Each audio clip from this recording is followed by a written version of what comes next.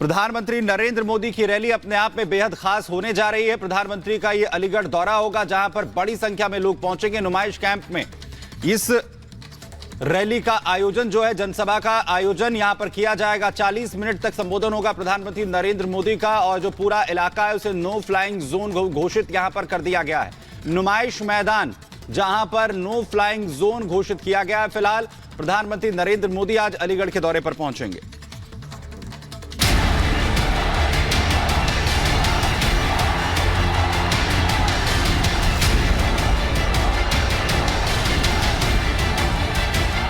ये जो गोल्ड है बहनों का और जो संपत्ति है, ये सबको समान रूप से वितरित कर दी जाएगी।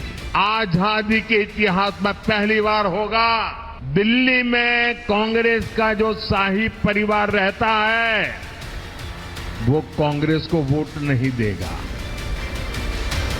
पीएम मोदी के ताबड़तोड़ प्रचार का सिलसिला जारी है। मोदी का मिशन 4 जून को 400 पार का है और अपने इसी संकल्प को सिद्धि तक पहुंचाने के लिए पीएम मोदी जी जान से जुटे हुए हैं। इसी मिशन के तहत आज पीएम मोदी उत्तर प्रदेश के अलीगढ़ में चुनाव प्रचार की कमान संभालेंगे। पीएम करीब 2 बजे अलीगढ़ के हेलीपैड पर लैंड करेंगे। वहां से नुमाइश ग्राउंड जनसभा स्थल के लिए रवाना होंगे। नुमाइश ग्राउंड में पीएम जनसभा को संबोधित करेंगे। इससे पहले कल ही प्रधानमंत्री मोदी ने राजस्थान के जालौर और बांसवाड़ा में जनसभा की। इस दौरान पीएम विरोधियों पर जमकर बरसे। कांग्रेस के मैनिफेस्टो पर तंज कसा। पीएम ने संपत्तियों का आकलन कर बंटवारे की बात कही। कांग्रेस की सरकार बनेगी तो हर एक की प्रॉपर्टी का सर्वे किया जाएगा। हमारी बहनों के पास सोना कितना है उसकी जांच की जाएगी, उसका हिसाब लगाया जाएगा। हमारे आदिवासी परिवारों में चांदी होती है, सिल्वर कितना है उसका हिसाब लगाया जाएगा। ये जो गोल्ड है बहनों का और जो संपत्ति है, ये सबको समान रूप से वितरित कर दी जाएगी। पीएम यही नहीं रुके। विरोधियों खासकर कांग्रेस को आड़े हाथ लेते हुए पीएम मोदी ने माहौल ऐसा बनाया कि ज्यादा से ज्यादा सीटें एनडीए जीते। पीएम ने बताया कि आजादी के बाद ये पहली बार है जब गांधी परिवार भी कांग्रेस को वोट नहीं देने वाला। स्वार्थ और अवसरवादिता में घिरी कांग्रेस की हालत ऐसी हो गई है कि कांग्रेस का शाही परिवार आजादी के इतिहास में पहली बार होगा दिल्ली में कांग्रेस का जो शाही परिवार रहता है वो कांग्रेस को वोट नहीं देगा। अगर ये शाही परिवार कांग्रेस को वोट नहीं देता है तो आपसे वोट मांगने का उनको क्या हक है भाई।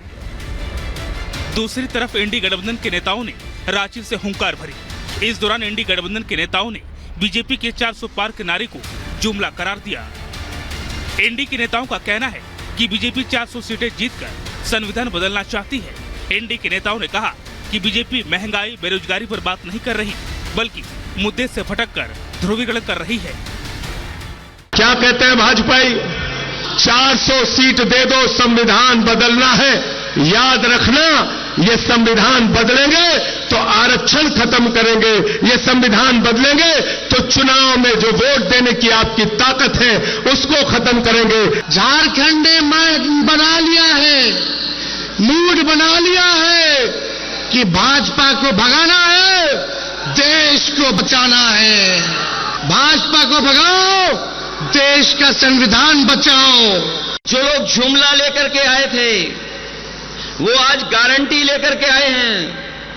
ये जुमले से 10 साल बड़ी गारंटी है। मैं उन गारंटी वालों को कहना चाहता हूं, देश की जनता उनकी गारंटी नहीं चाहती है। देश की जनता बाबा साहब भीमराव अम्बेडकर जी ने जो संविधान में हमें गारंटी दी है वो गारंटी चाहते हैं। अब विरोधियों ने पलटवार किया था तो पीएम मोदी कहां रुकने वाले थे।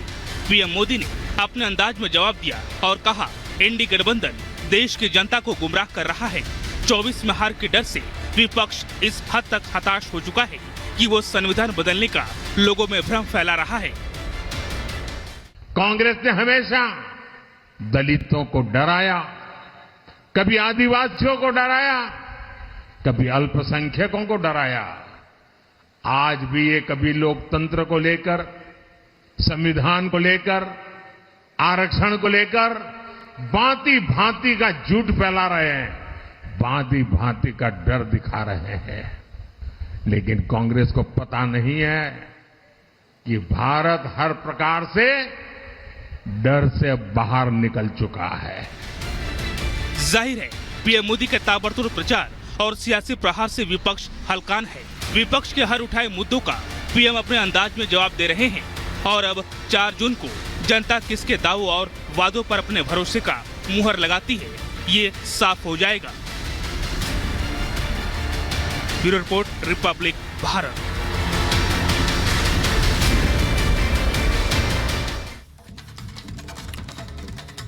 वहीं आज एक बार फिर से तमाम दिग्गज चुनाव प्रचार के लिए मैदान में उतरेंगे। जहां पर गृह मंत्री अमित शाह छत्तीसगढ़ में होंगे, तो वहीं जेपी नड्डा और स्मृति ईरानी भी एक बार फिर से मैदान में उतरकर अपने लिए वोट मांगते हुए नजर आएंगे। रिपोर्ट आपको देखें। लोकसभा चुनाव के लिए पहले चरण की वोटिंग खत्म हो चुकी है। दूसरे चरण के लिए राजनीतिक दलों ने अपना प्रचार प्रसार तेज कर दिया है। बीजेपी की तरफ से प्रधानमंत्री ही नहीं, पार्टी के तमाम दिग्गज नेता, मंत्री और सांसद मैदान में उतर जनता से जीत का आशीर्वाद मांग रहे हैं। आज की बात करें तो केंद्रीय गृह मंत्री अमित शाह और पार्टी अध्यक्ष जेपी नड्डा छत्तीसगढ़ में होंगे। अमित शाह जहां कांकेर में जनसभा को संबोधित करेंगे, वहीं जेपी नड्डा मुंगेरी, भिलाई और रायपुर में जनता को संबोधित करेंगे। केंद्रीय मंत्री स्मृति ईरानी आज एक बार फिर अमेठी से विरोधियों को ललकार भरती हुई नजर आएंगी। यही नहीं, चुनावी प्रचार मैदान में आज सीता और लक्ष्मण मेरठ में राम के लिए वोट मांगते नजर आएंगे। बीजेपी प्रत्याशी अरुण गोविल के लिए दीपिका चिखलिया और सुनील लहरी आज मेरठ में प्रचार करेंगे। इसके साथ ही बीएसपी सुप्रीमो मायावती भी आज जनसभाएं करेंगी, तो उत्तर प्रदेश की गौतम बुद्ध नगर बुलंदशहर में जनसभा करेंगी। Bureau report, Republic Bharat.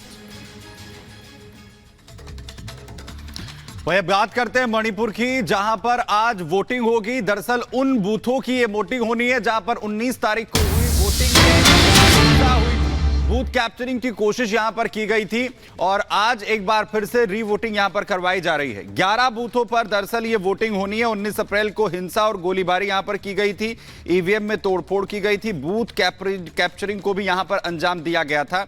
इसलिए एक बार फिर से वोटिंग यहां पर करवाई जा रही है। 11 ये बूथ हैं जहां पर ये तमाम कोशिशें हिंसा की और गोलीबारी की जो घटना है वो यहां पर सामने आई थी। ईवीएम में भी तोड़फोड़ की गई थी। 19 अप्रैल को जिस तरीके से फर्स्ट फेज की वोटिंग हुई उसमें मणिपुर भी शामिल था। आज मणिपुर लोकसभा क्षेत्र के 11 मतदान केंद्रों पर फिर से वोटिंग होगी। इन बूथों पर 19 अप्रैल को लोकसभा चुनाव के फर्स्ट फेज में वोटिंग के दौरान हिंसा और तोड़फोड़ हुई थी, जिसके बाद चुनाव आयोग ने शनिवार को इसे लेकर आदेश जारी किया था। हिंसा प्रभावित मणिपुर की दोनों लोकसभा सीट, इनर और आउटर मणिपुर सीट के लिए 19 अप्रैल को 72% वोटिंग हुई थी। चुनाव के दौरान कई बूथों पर गोलीबारी, ईवीएम में तोड़फोड़ और बूथ कैप्चरिंग की घटनाएं सामने आई थी। विष्णुपुर जिले के थमन पोकपी में मतदान केंद्र पर गोलीबारी में 3 लोग घायल हो गए थे। वहीं इम्फाल ईस्ट के धोंगजू के एक बूथ पर ईवीएम में तोड़फोड़ की खबर सामने आई। हालांकि हमला किसने किया ये पता नहीं चल सका।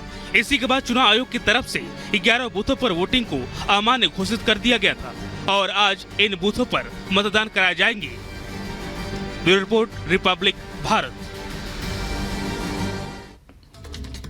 और चलिए बात कर लेते हैं झारखंड के रांची की, जहां पर इंडिया अलायंस की हुई रैली में जमकर बवाल हुआ, जहां पर कार्यकर्ता आपस में ही भिड़ गए और हालात ये हो गए कि एक दूसरे पर कुर्सियां फेंक कर दोनों जो गुट हैं वो आपस में भिड़ते हुए नजर आए। क्या हालात हुए इस रैली में, जरा इस रिपोर्ट के जरिए आपको दिखाते हैं।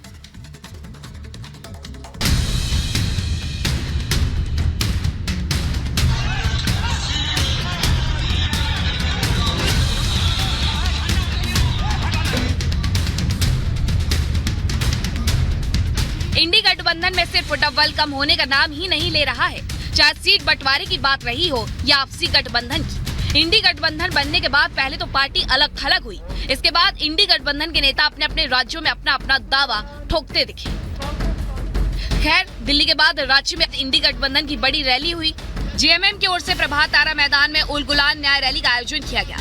भले ही इंडी गठबंधन के नेता तीसरी बार रैली कर रहे हो, लेकिन इंडी गठबंधन की रैली से जो तस्वीर सामने आई वो पहले देख लीजिए।